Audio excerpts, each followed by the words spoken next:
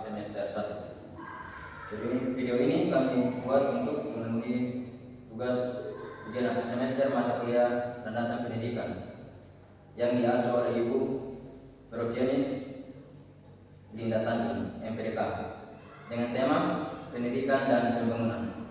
Namun sebelum itu, kami akan memperkenalkan nama kami masing-masing. Nama saya James Ferdinand Orang. Saya Adelina Talan. Saya Esther Yudiani Kosoin. Saya Alita Dirwana Sunda. Dan saya Sendiri Trisna Sarihaka. Saya Laura Frare. Saya Jorino Leptuna. Selamat menyaksikan. Selamat pagi saudara-saudara. Selamat datang di diskusi panel kita hari ini dengan tema pendidikan dan pembangunan di Indonesia. Saya Jorino akan memandu diskusi ini. Di sini bersama 6 sumber yang berbagi pengalaman dan pandangan mereka tentang peran pendidikan dalam pembangunan. Mari kita mulai dengan perkenalan singkat. Perkenalkan, nama saya James, Kepala Sekolah SD Negeri 3 di Kabupaten Asmat Papua. Sudah 18 tahun mengabdi di daerah terpencil. Dan saya Ibu Sadina, guru dari Jakarta yang mengikuti program guru garis depan. Sudah 3 tahun saya mengajar di Nusa Tenggara Timur. Hai, saya Dela. Saya siswi kelas 12 SMA. Dulu sempat putus sekolah karena masalah ekonomi keluarga, tapi sekarang bisa sekolah lagi karena dapat beasiswa.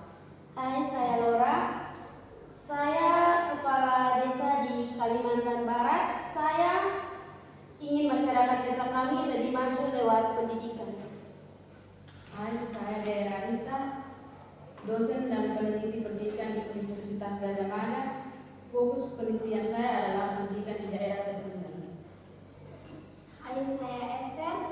Saya alumni SD di daerah 3T.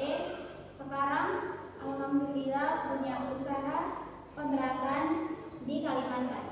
Saya bukti nyata bahwa pendidikan bisa mengubah nasib.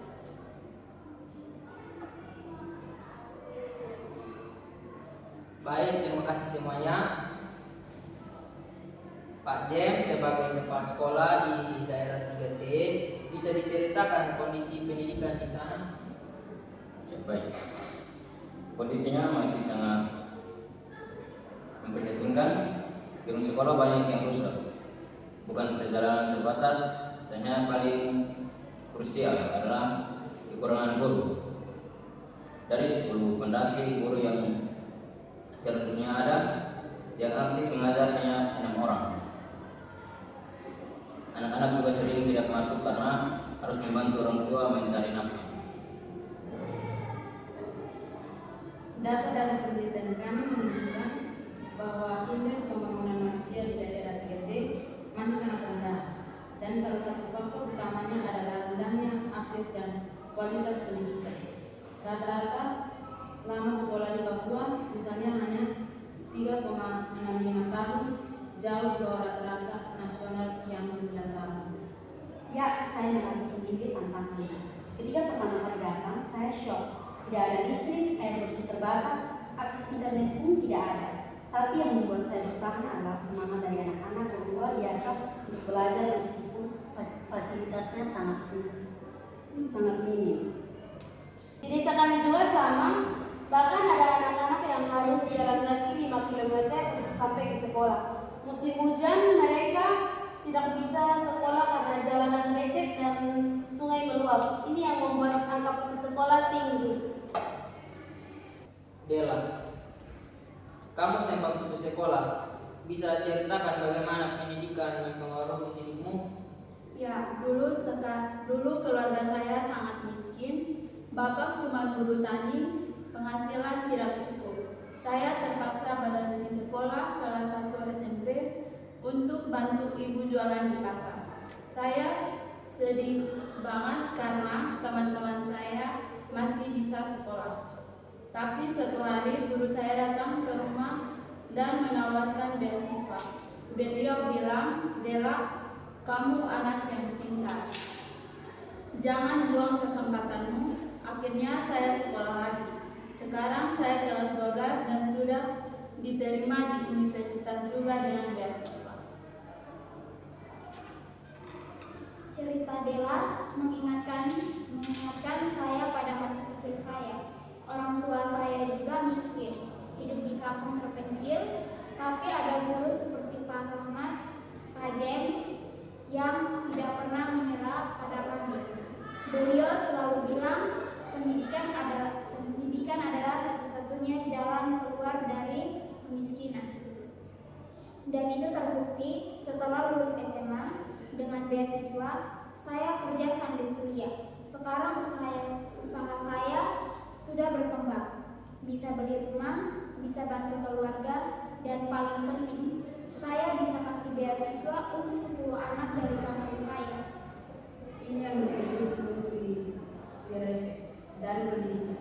Satu orang yang tidak terdiri tidak hanya mengubah nasibnya sendiri, tapi juga keluarga dan komunitas. Data menunjukkan bahwa setiap tahun tambahan pendidikan meningkatkan penghasilan seseorang sekitar 10%. Ini bukan hanya soal uang, tapi juga soal kesadaran, kemampuan membuat keputusan yang lebih baik, dan partisipasi dalam pembangunan. Di desa kami, saya melihat perubahan nyata anak-anak yang lulus sekolah sekarang jadi guru, perawat, pegawai kantor. Mereka yang membawa perubahan besar di desa. Mereka jadi jembatan antara masyarakat dengan pemerintah, membawa ide-ide untuk pembangunan desa kami. Ibu Sabina sebagai guru, bagaimana pendidikan meningkatkan kualitas SDM? Baik, pendidikan bukan hanya mengajar anak-anak membaca dan menulis, tapi juga membentuk karakter mereka. Di kelas, saya mengajar mereka untuk berpikir kritis, bekerja sama, disiplin, dan bertanggung jawab. Saya ingin ada mahasiswa saya namanya Petrus. Awalnya, dia sangat pemalu, tidak berani berbicara di depan kelas. Tapi setelah saya beri kesempatan presentasi dan dorong terus, sekarang dia jadi ketua kelas yang percaya diri. Itu perubahan karakter yang sangat berharga. Ya, betul sekali. Pendidikan karakter sangat penting, apalagi di era sekarang yang banyak degradasi modern. Kami tidak hanya mengajar akademik, tapi juga nilai-nilai seperti kejujuran, kerja keras, toleransi, dan cinta tanah air. Di sekolah kami integrasikan nilai-nilai budaya lokal dengan pendidikan karakter nasional. Jadi anak-anak bangsa dengan identitas mereka, tapi juga hanya wawasan global. Saya merasakan sendiri. Dulu saya anak yang mudah menyerah, tidak percaya diri, tapi guru-guru saya selalu memotivasi, mengajarkan untuk tidak mudah menyerah. Sekarang saya jadi lebih kuat mental, lebih berani bermimpi besar. Ini yang dimaksud dengan antara manusia. Pendidikan tidak hanya meningkatkan kemampuan kognitif, tapi juga soft skill seperti kreativitas, komunikasi, kolaborasi di era revolusi industri 4.0. Soft skills ini justru yang paling dicari oleh dunia kerja. Setuju.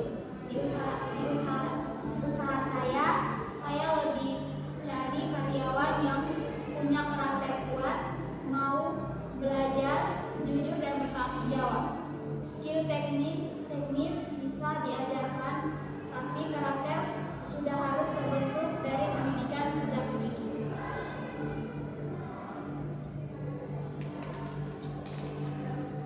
Nah, kita sudah bahas masalah dan dampaknya. Sekarang apa solusi yang bisa kita lakukan? Ibu Lora sebagai kepala desa, apa yang Ibu lakukan? Yang pertama, kami melibatkan masyarakat, kami bentuk komite pendidikan desa yang aktif, memantau sekolah, kami juga galang dana dari warga untuk bantu anak-anak yang kurang mampu. Yang kedua, kami ajak orang tua untuk peduli pendidikan anak. Kami adakan pertemuan rutin kasih pemahaman bahwa pendidikan adalah investasi masa depan.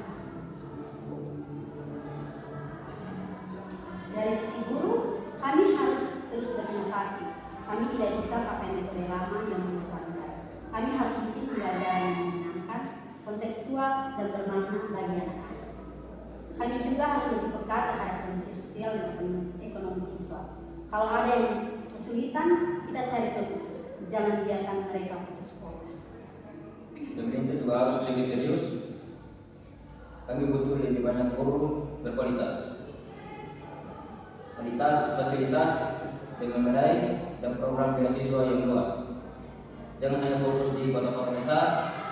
Daerah terpencil juga punya hak untuk mendapatkan pendidikan berkualitas. Dari perspektif kebijakan, perlu ada afirmasi pendidikan yang lebih masif untuk daerah tertinggal. Kurikulum juga harus lebih fleksibel, bisa disesuaikan dengan konteks lokal, dan yang penting, evaluasi pendidikan hanya fokus pada nilai ujian, tapi juga pada pembentukan karakter dan keterampilan pendidik. Saya mengajak teman-teman yang sudah sukses untuk peduli pendidikan. Mari kita beri beasiswa, bangun sekolah, atau minimal jadi motivator buat adik-adik kita. Ingat, kita ada di posisi ini karena pendidikan. Saatnya kita balas budi. Jadi untuk teman-teman yang masih sekolah, jangan pernah menyerah. Meskipun kondisi kalian sulit, tetapi semangat belajar. Pendidikan adalah kunci untuk mengubah hidup kalian dan keluarga kalian.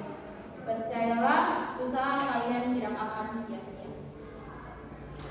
Terima kasih semua untuk narasumber yang sudah berbagi pengalaman dan pandangan berharga hari ini. Kita semua sepakat bahwa pendidikan adalah kunci pembangunan. Pendidikan bukan hanya membebaskan individu dari kemiskinan, tetapi juga membangun bangsa yang lebih maju dan bermartabat. Mari kita semua, apapun peran kita sebagai guru, orang tua, masyarakat, atau pemerintah, berkomitmen untuk mendukung pendidikan yang berkualitas dan merata untuk seluruh anak Indonesia. Karena masa depan Indonesia ada di tangan generasi yang terdidik. Ya, mungkin itu saja dari dialog singkat kami. Terima kasih.